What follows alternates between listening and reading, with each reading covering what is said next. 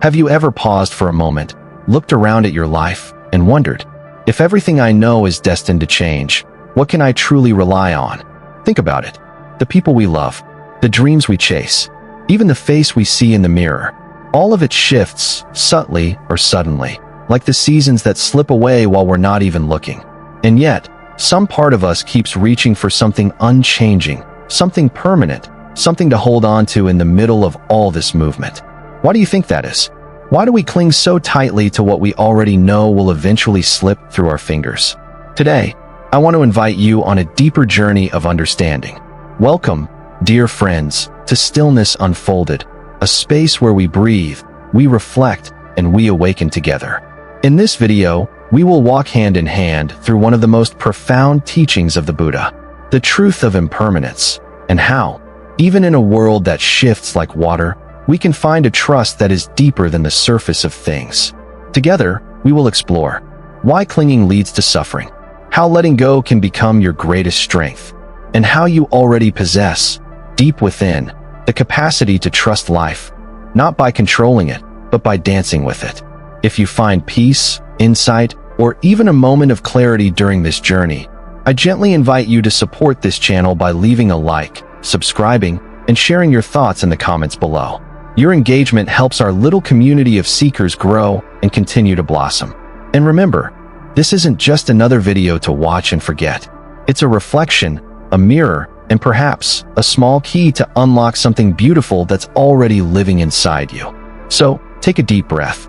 Let's step into this teaching together. Chapter 1. Everything changes, and that's the point.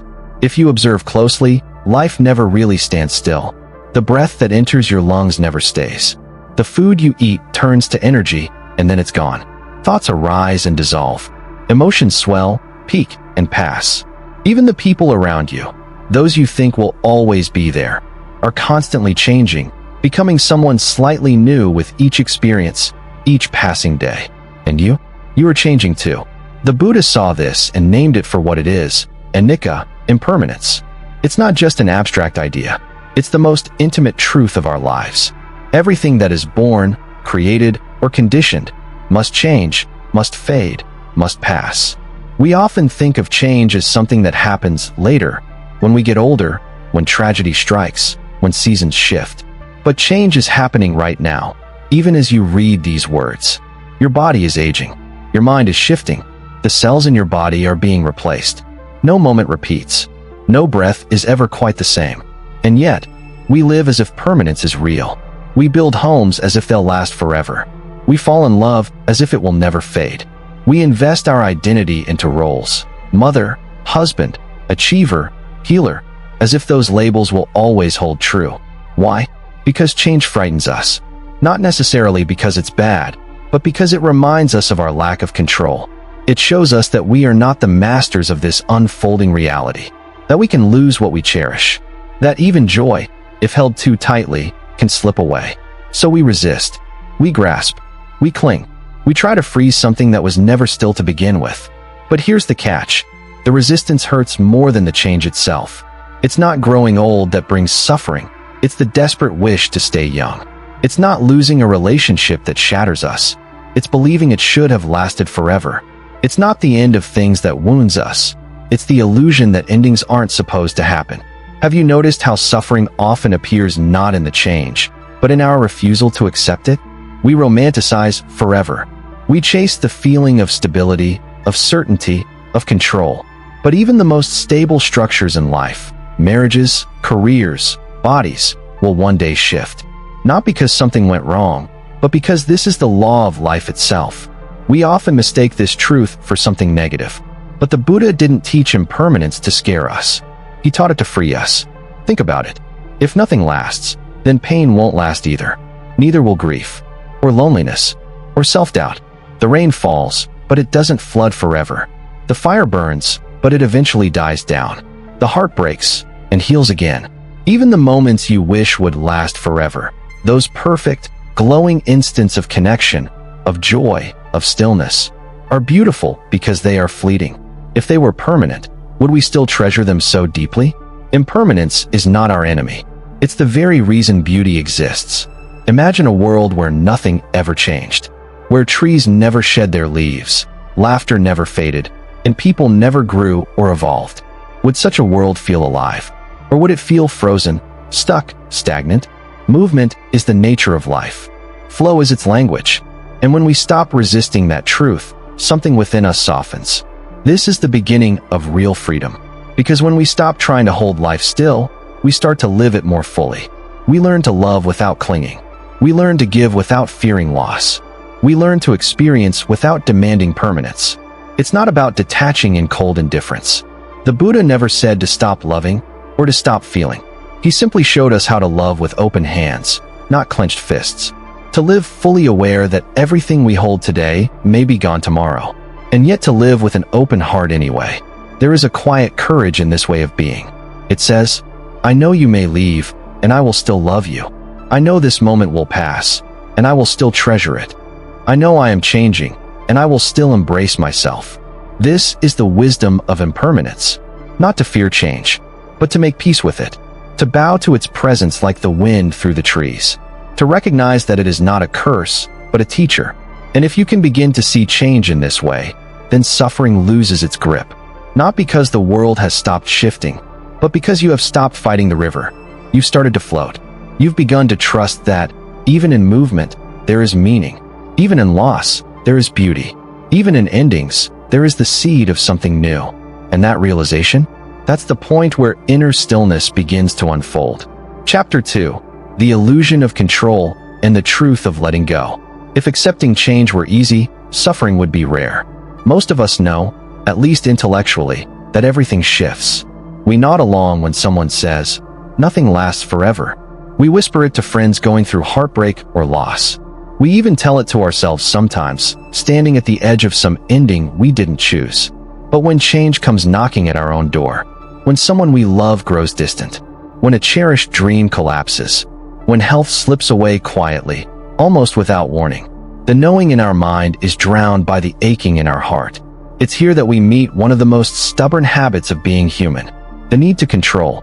Somewhere inside, we believe that if we hold on tight enough, plan carefully enough, love deeply enough, we can freeze the good things, prevent the losses, avoid the heartbreaks. It's a beautiful instinct, really. It's the part of us that loves life so much, it tries to capture it like a butterfly between our palms. But the tighter we grip, the more fragile it all becomes. We try to control time, but the days still pass. We try to control outcomes, but surprises still unfold. We try to control people, but they still grow, change, leave. We even try to control ourselves, our emotions, our thoughts, our identities, shaping them into perfect versions we think will shield us from suffering. And yet, life moves on, indifferent to our plans.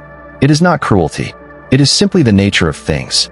The Buddha called this tendency upadana, clinging, grasping, attachment, not just to objects, but to people, to ideas, to identities, to futures that exist only in imagination. And he pointed out something crucial. It's not the change that hurts. It's the attachment to what we thought wouldn't change. When you think about it, this attachment is everywhere.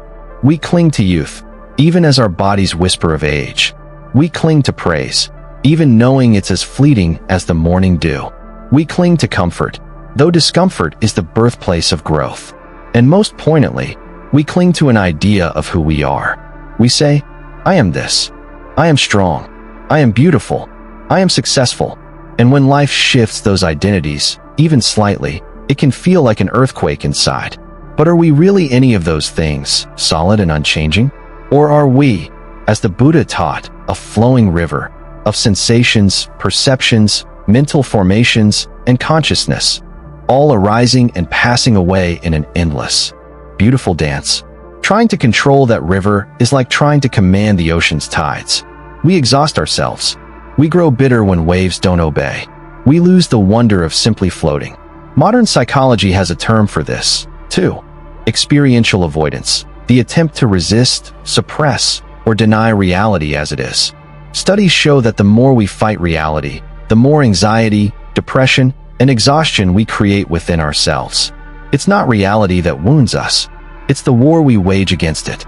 We imagine that if we could just organize everything perfectly, get the right job, find the right partner, sculpt the right body, build the perfect life, we could be safe. But perfection is a ghost we can never touch. Even in moments of triumph, we feel it. That faint tremor of fear that it might all slip away. That whisper that says, hold tighter, don't let it go. And so we tighten our fists until our hands bleed. The tragedy is not just that we suffer. It's that we miss the wonder of what's happening right now. The laughter, the sunrise, the imperfect love. Because we're so busy trying to make it permanent. But what if? What if the way out isn't to cling harder, but to release? What if true strength isn't about controlling the currents, but about learning to move gracefully within them? This isn't passivity. It's wisdom. It's recognizing where our power truly lies. We cannot control time. We cannot control the changing hearts of others. We cannot even fully control the swirling river of our own thoughts. But we can control how we meet this shifting moment. We can meet it with resistance or with open arms. We can meet it with clenched teeth or with a quiet, knowing smile. The Buddha didn't teach detachment in the sense of cold withdrawal. He taught wise engagement, to care deeply, but without gripping, to love fully, but without demanding, to walk through life with open eyes, open hands, and an open heart. And paradoxically, it's when we let go that we discover a deeper kind of security. Not the brittle security of everything going my way, but the unshakable security of knowing, whatever comes, I can meet it. Not because it won't hurt, not because loss won't sting, but because I've stopped fighting the river and started learning how to float. Letting go is not giving up. It's giving yourself back to life. It's trusting that even when the path bends unexpectedly, you still know how to walk. Even when a chapter closes, another story can begin. It's not control that brings peace. It's clarity. Clarity that change is not the enemy. Clarity that control is an illusion. Clarity that the river of life is carrying you, not away from yourself, but deeper into it. Chapter 3. So what can you trust? In a world where mountains erode, rivers shift course, stars burn out, and even the body you wake up and changes day by day, what is left to trust? At first glance, the answer might seem bleak. Nothing. Nothing outside. Nothing solid. Nothing permanent. But if you listen closely to the Buddhist teachings, you'll realize that this isn't a message of despair. It's a call to discover a deeper, more enduring trust, not in the fleeting forms of life, but in something more subtle, more profound, not outside of you, but within. You see, the Buddha never asked us to put our faith in luck or fate, or even in him as a person. He didn't say, trust the external world to satisfy you. He said, trust in your own potential to awaken. This is where real security lies, not in clinging to things, but in cultivating something inside that does not depend on circumstances. In Mahayana Buddhism, there is a beautiful term for this, Buddha nature. It's not a separate self. It's not a fixed soul. It's a seed, a capacity, an ever-present possibility within every being. The potential to see clearly, to love without fear, to respond to life with wisdom instead of panic. You don't have to earn it. You don't have to deserve it. You only have to uncover it, like brushing dust off a mirror that has always been reflecting light.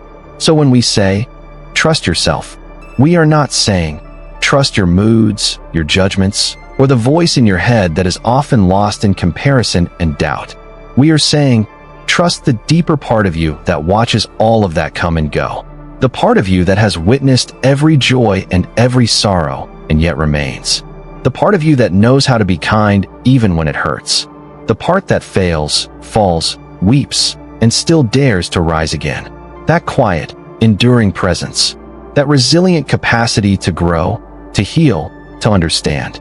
That is what you can trust, not the shifting waves of feeling, not the fragile constructions of identity, but the awareness that sees them all.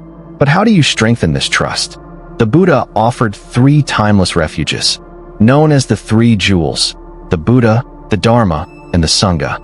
Each one is not a place to hide, but a light to guide the way. Trusting the Buddha doesn't mean worshiping a distant figure. It means remembering that awakening is possible, that a human being, born into the same messy, shifting world as you, walked the path and found freedom. Trusting the Dharma doesn't mean clinging to dogma. It means trusting the patterns of reality, cause and effect, impermanence, non-self. It's not about blind belief. It's about seeing, for yourself, how suffering arises, and how peace arises again and again. Trusting the Sangha means knowing you don't have to walk alone. That even when you stumble, even when you doubt, there are others stumbling and doubting too, and still moving forward. None of these refuges demand obedience. None of them demand that you abandon your critical mind. In fact, the Buddha famously encouraged questioning everything, testing teachings the way a goldsmith tests gold, slowly, carefully, thoughtfully. Real trust, in this tradition, is not passive. It's not about swallowing ideas whole. It's about walking the path yourself with open eyes. And here's something even more radical. In Buddhism, trust is not in a guarantee that everything will go your way. Trust is in your capacity to meet whatever arises, skillfully, compassionately, bravely. It's trusting that you can hold heartbreak without letting it harden you. It's trusting that you can sit with uncertainty without running from it. It's trusting that you can lose and lose and lose again and still love the world. That kind of trust doesn't shout. It doesn't need to prove itself. It grows slowly, like a tree sinking roots deeper each year. And the more you practice noticing it, the more you live your life awake to this capacity, the stronger it becomes. Until one day, maybe quietly, you realize, even when everything else falls away, your roles, your possessions, even your body, there is still something you can trust. Not a fixed self, but an open, flowing awareness. A heart resilient enough to meet life as it is, and tender enough to love it anyway. Chapter 4. The Strength of Letting Go. When we hear the words, letting go, it can sound like weakness, like giving up, like surrendering to chaos. But true letting go, the kind the Buddha spoke of, is nothing like that. It is not defeat. It is not resignation. It is the birth of a different kind of strength. Letting go is the strength that comes from seeing clearly, seeing that clinging does not save us, seeing that control is an illusion, seeing that life, in all its wild beauty, was never meant to be tamed. Imagine standing in a river, arms stretched out, trying desperately to hold the water still. You grasp handfuls of it, but it slips through your fingers.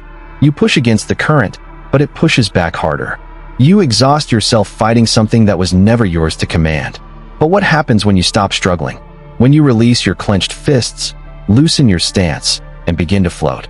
The river does not stop moving. The current does not pause. But you are no longer fighting it. You are moving with it. And in that moment, paradoxically, you are stronger than you have ever been. Letting go doesn't mean we stop caring. It means we stop gripping so tightly that we crush what we love. It means we love others, and ourselves, with open hands. We hold experiences gently, like a butterfly that can fly away at any time. We treasure them not because they are permanent, but because we know they are not. There is immense courage in this way of living. It's the courage to say, I know this moment will pass, and still, I will savor it. I know this love may change, and still, I will give my heart. I know this path may twist and turn, and still, I will keep walking. When we let go, we stop demanding guarantees. We stop needing life to conform to our plans. We start participating in life's unfolding rather than resisting it. And that shift, subtle, almost invisible at first, changes everything. No longer brittle, we become flexible. No longer terrified of endings, we become curious about new beginnings. No longer trapped by fear, we move with a kind of graceful resilience. This is not a passivity that says, nothing matters. It's an active engagement that says, everything matters precisely because it's fleeting. It's showing up fully, precisely because we know we won't be here forever. It's loving bravely, knowing that hearts can break. It's creating beauty, even though time will eventually erase it. Because the point was never to make life permanent. The point was to live it. Every moment fully. Every breath with awareness. Every connection with tenderness. When you live this way, a quiet power begins to grow within you. Not the power to control, but the power to respond. Not the power to possess, but the power to appreciate. Not the power to prevent change, but the power to ride its waves with grace. This is the strength of letting go. It doesn't come all at once. It grows slowly, like the roots of a tree deepening underground. Each time you face a loss and stay open-hearted. Each time you welcome a change instead of fearing it. Each time you breathe into uncertainty instead of resisting it. You are growing stronger. Maybe the strongest you have ever been. Chapter 5. A New Kind of Trust. So if everything changes, if nothing remains the same, what can you truly trust? The old answers no longer satisfy. You cannot trust wealth to shelter you. You cannot trust youth to stay. You cannot trust relationships to remain unchanged. You cannot even trust the mind's stories about who you are. But there is a different kind of trust, not in what stays the same, but in your capacity to move with the changes. Not in the world conforming to your hopes, but in your ability to meet the world exactly as it is. This is the trust the Buddha spoke of. Not blind faith, not passive acceptance, but an active, living trust born of clear seeing. You can trust the breath, not that it will always be easy, but that it will always return, again and again, grounding you in the present. You can trust impermanence, not as an enemy, but as a rhythm, a song that life has been singing long before you were born. You can trust your heart's capacity to open, even after it has been broken. You can trust that even in the face of loss, you can choose kindness. Even in the midst of fear, you can choose courage. Even in the shadow of endings, you can choose life. And perhaps most of all, you can trust that the deepest parts of you, the parts not built on possessions or identities, are resilient beyond measure. The part that notices, the part that loves, the part that learns, the part that lets go and lets in. This kind of trust doesn't require certainty. It doesn't depend on outcomes. It doesn't vanish when the ground shifts beneath your feet. It lives in your willingness to show up fully, even when you don't know how the story will end. It lives in your courage to keep your heart open, even after it has been bruised by life. It lives in your ability to breathe into this moment, without needing to control the next. And it grows, not from clinging, but from releasing, not from grasping for guarantees, but from dancing with the unknown. The Buddha never promised that life would be safe. He promised something better, that through clear seeing, through wise letting go, you could find a peace that no change could destroy. Not because suffering would never touch you, but because you would know how to hold it tenderly, without letting it define you. Not because you would never lose anything, but because you would understand. Nothing real is ever truly lost, only transformed, only returned to the flow. So when life shifts, and it will, and the ground trembles beneath your plans, and it will, pause, place a hand on your heart, feel the breath moving through you, and remember, you were never meant to hold the river still. You were meant to learn how to float. You were never promised a life without change. You were promised the capacity to trust yourself through it all, not the self of memories and ambitions and fears, but the deeper self that simply witnesses, breathes, loves, and lets go. And that is enough. It always has been. It always will be. As we come to the end of this reflection, I invite you to pause for just a moment and breathe. Let today's journey settle into your heart like a quiet seed planted deep in rich soil. If something touched you, resonated with you, or stirred a new understanding within you, I gently invite you to support this space of stillness and inquiry. You can do that simply by leaving a like, subscribing to Stillness Unfolded, and sharing your thoughts in the comments below. Your presence here helps us grow, not just in numbers, but in wisdom, in community, in shared courage to meet life as it truly is. And if there's a moment from today's reflection that spoke to you most, a sentence, an image, a breath, I would love to hear it. Sometimes one simple sharing can plant a seed in someone else's journey too. Thank you for being here, for walking this path of clarity, courage, and compassion. Until we meet again, may you trust the flow of life, and may you float with grace through every changing tide.